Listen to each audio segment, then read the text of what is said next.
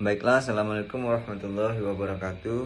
Eh, Pertama-tama, Alhamdulillah, hamdan wa syukranillah.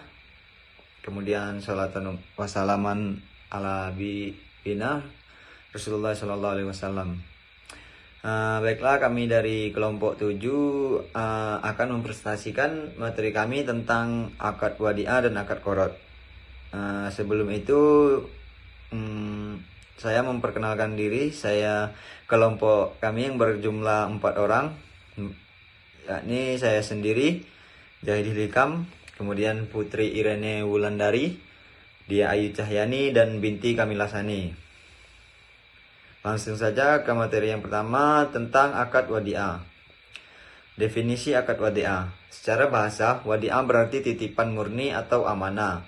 Kemudian secara istilah menurut mazhab Hanafi, pelimpahan harta seseorang kepada orang lain agar menjaga hartanya, baik dengan ungkapan yang jelas, melalui tindakan atau ucapan, maupun cukup dengan isyarat yang menunjukkan kesediaannya. Kemudian menurut mazhab Maliki dan Syafi'i, wadiah dilakukan dengan mewakilkan kepada orang lain dalam hal penjagaan harta tertentu atau harta memiliki nilai dengan cara tertentu. Kemudian menurut mazhab Hambali, menitipkan barang atau harta kepada orang lain dengan kesepakatan untuk menjaganya dan mengembalikannya kapanpun pemilik memintanya. Kemudian dasar hukum wadiah, dalil dalam Al-Quran dan hadis.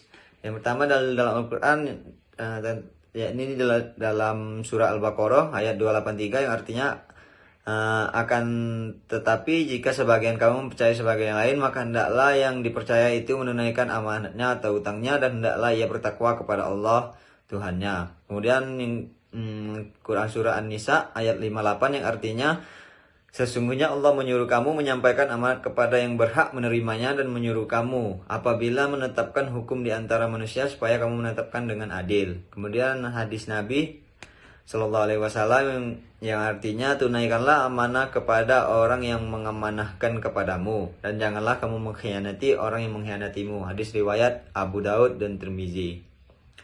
Kemudian rukun wadiah. Yang pertama, rukun wadiah menurut ulama Hanafiyah adalah ijab qabul atau siqot saja, yaitu lafaz serah terima. Kemudian yang kedua, dalam mazhab Syafi'iyah dan Bila memiliki tambahan syarat, yaitu barang yang dititipkan adalah barang yang memiliki nilai atau qimah sehingga dapat dipandang sebagai mal. Kemudian sedangkan jumhur ulama, wadiah yang dimaksud adalah barang yang dititipkan. Adapun syaratnya, barang yang dititipkan harus dihormati atau muntaromah dalam pandangan syariah. Barang titipan harus jelas dan bisa dipegang atau dikuasai. Barang dapat diketahui identitasnya dan dapat dikuasai untuk dipelihara. Kemudian sigot atau akad, lafaz dari kedua belah pihak dan tidak ada penolakannya dari pihak lain, serta lafaz harus dikatakan di depan kedua belah pihak yang berakal atau muwaddi dan wadi. Kemudian pelaku akad wadiah yaitu orang yang menitipkan muwaddi dan orang yang dititipi atau wadi. Adapun syarat keduanya yaitu baligh, berakal, dan kemauan sendiri atau tidak dipaksa. Namun pada mazhab Hanafi, baligh dan berakal tidak dijadikan syarat atau jadi anak kecil yang diizinkan oleh walinya boleh melakukan akad wadiah ini. Kemudian syarat sah wadiah. Ada 5 syarat sah akad wadiah, yakni yang pertama, adanya pihak penitip atau muwaddi dan pihak penerima titipan, yakni wadi. Yang kedua, adanya kesepakatan atau persetujuan antara muwaddi dan wadi mengenai barang atau harta yang akan dititipkan, jangka waktu dan biaya pengelolaan atau penyimpanan barang. Kemudian yang ketiga, adanya penyerahan atau pemindahan hak kepemilikan atas barang atau harta yang dititipkan dari muwaddi kepada wadi. Kemudian yang keempat, adanya ketentuan atau persyaratan untuk pengambilan barang atau harta oleh muwaddi pada saat yang telah ditentukan atau jika diminta oleh muwaddi. Kemudian yang terakhir, yang kelima, adanya ketentuan mengenai tanggung jawab dan kewajiban wadi dalam menjaga dan memelihara barang atau harta yang dititipkan, serta tanggung jawab wadi apabila terjadi kerugian atau kerusakan pada barang atau harta tersebut. Kemudian macam-macam wadiah. Ada dua macam wadiah, yakni yang pertama ada wadiah yad amanah, yakni adalah akad penitipan barang di mana pihak penerima titipan tidak diperkenankan menggunakan barang atau uang yang dititipkan dan tidak bertanggung jawab atas kerusakan atau kehilangan barang titipan yang bukan diakibatkan perbuatan atau kelalaian penerima. Kemudian yang kedua adalah akad penitipan barang di mana pihak penerima titipan dengan tanpa izin pemilik barang dapat memanfaatkan barang titipan dan harus bertanggung jawab terhadap kehilangan atau kerusakan barang. Semua manfaat dan keuntungan yang diperoleh dalam penggunaan barang tersebut menjadi hak penerima titipan. Yang selanjutnya akan dilanjutkan oleh rekan saya Binti Kamila Sani. Selanjutnya, hikmah wadiah. Yang pertama yaitu melindungi harta benda. Yang kedua, meningkatkan kepercayaan antar individu. Yang ketiga, meningkatkan kepatuhan terhadap peraturan dan norma. Yang keempat, menjaga hak milik. Dan yang terakhir, menjaga keseimbangan sosial. Lalu selanjutnya berakhirnya akad wadiah. Berakhirnya akad wadiah di mana yang satu, pengembalian barang oleh orang yang dititipi kepada penitip baik diminta ataupun tidak. Yang kedua, meninggalnya orang yang dititipi ataupun penitip. Yang ketiga, salah satu dalam keadaan koma berkepanjangan atau menjadi gila ataupun stres dalam beberapa waktu dan hal ini merusak akad titipan tersebut. Yang keempat, ketika terjadi hajar atau legal restriction yang terjadi pada penitip seperti kompetensi dan pada pihak orang yang dititipi bangkrut atau pailit, maka akad titipan terputus. Yang kelima, ketika pihak yang dititipi mentransfer kepemilikan barang titipan kepada pihak lain seperti dijual atau diberikan sebagai hadiah. Selanjutnya untuk contohnya, kalau tabungan wadiah itu nasabah menitipkan uang pada bank untuk dijaga dan dikelola oleh bank, tapi bank tidak menjamin keuntungan tetap bagi nasabah karena tidak ada bagi hasil. Penitipan barang berharga contohnya yaitu seseorang menitipkan barang berharga seperti emas atau perhiasan kepada toko perhiasan atau bank untuk dijaga dan dikelola. Lalu ada penitipan surat berharga, yaitu seseorang menitipkan surat berharga seperti saham atau obligasi kepada bank atau perusahaan sekuritas untuk dijaga dan dikelola.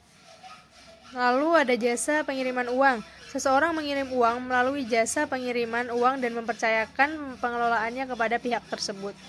Selanjutnya ada penitipan amanat. Seseorang menitipkan uang atau barang kepada orang lain untuk dijaga dan dikelola secara sementara, seperti ketika tidak bisa mengurusnya sendiri. Yang selanjutnya, akad qard.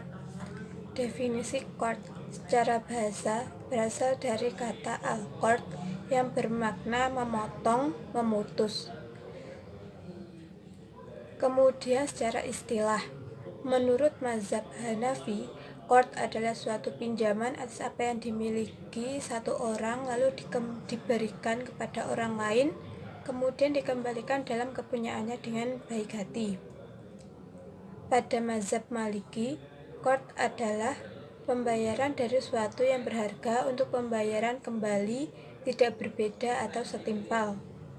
Menurut mazhab Hambali, qard adalah pembayaran ke seseorang siapa yang akan memperoleh manfaat dengan itu dan kembalian sesuai dengan padanya. Menurut mazhab Syafi'i, qard adalah memindahkan kepemilikan sesuatu kepada seseorang, disajikan ia perlu membayar kembali kepadanya. Kemudian dasar hukum qard. Yang pertama, pada surah Al-Hadid ayat 11 yang berarti, siapakah yang mau meminjamkan kepada Allah pinjaman yang baik, Allah akan melipat gandakan balasan pinjaman itu, bentuknya, dan dia akan memperoleh pahala yang banyak. Yang kedua, pada surah Al-Baqarah ayat 245, siapakah yang mau memberi pinjaman kepada Allah, pinjaman yang baik, atau menafkahkannya harta di jalan Allah, maka Allah akan melipat gandakan pembayaran kepadanya dengan lipat ganda yang banyak. Yang ketiga, hadis dari Abu Hurairah, ia mengatakan bahwa Rasulullah SAW bersabda, Barang siapa yang melepaskan satu kesusahan di antara sekian banyak kesusahan dunia dari seorang muslim, niscaya Allah akan melepaskan dari satu kesusahan dari sekian banyak kesusahan di hari kiamat. Barang siapa memberikan kemudahan kepada orang yang sedang dalam kesulitan, niscaya Allah akan memberikan kemudahan kepadanya di dunia dan akhirat. Allah senantiasa menolong hambanya selama hambanya tersebut menolong saudaranya. Hadis riwayat Abu Hurairah.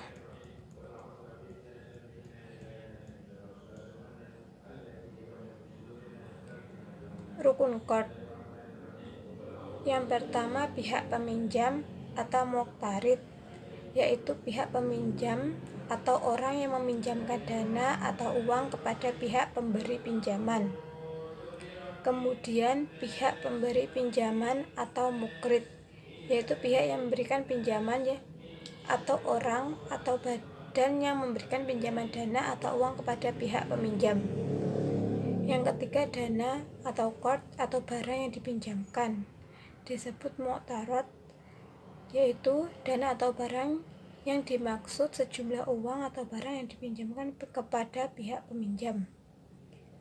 Yang keempat, ijab qabul atau sigot, karena utang piutang sesungguhnya merupakan sebuah transaksi atau akad, maka harus dilaksanakan melalui ijab dan qabul yang jelas, sebagaimana jual beli dengan menggunakan lafaz qard.